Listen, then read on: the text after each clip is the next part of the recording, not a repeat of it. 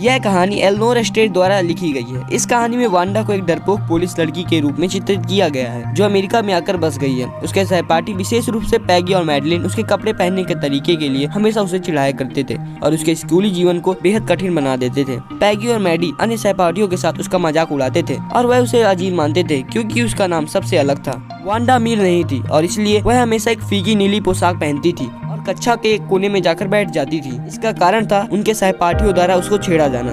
बोगिन side से लंबी पैदल यात्रा करने के कारण उसके पैर आमतौर पर कीचड़ से ढके हुए थे, इसलिए वह एक कोने में बैठती थी ताकि कोई भी उसके गंदे पैरों पर ध्यान न दे। पैगी और मैडी ने उसे धमकाना जारी रखा। एक दिन वह उनकी टिप्पणियों से बहुत तंग आ गई और उसने दावा किया कि उसके घर में 100 कपड़े और 60 जोड़ी जूते हैं। पैगी और मैडी उसके दावों के बारे में जानने के लिए और उत्सुक होने लगे और वे अक्सर सोचते थे कि अगर उसके पास घर में 100 कपड़े हैं तो वे हर दिन एक ही पोशाक क्यों पहन कर आती है। पैगी और मैडी ने वांडा पर टिप्पणी करने का कोई भी मौका नहीं छोड़ा और स्कूल से पहले वांडा का इंतजार करने लगे ताकि वे उसे चिढ़ा सके। पैगी ने वांडा के प्रति कुछ सहानुभूति दिखाई क्योंकि वह खुद गरीब थी। हालांकि उसने पैगी को कभी भी नहीं रोका क्योंकि वह उसकी एकमात्र सबसे अच्छी दोस्त थी और मैडी उसे खोना नहीं चाहती थी।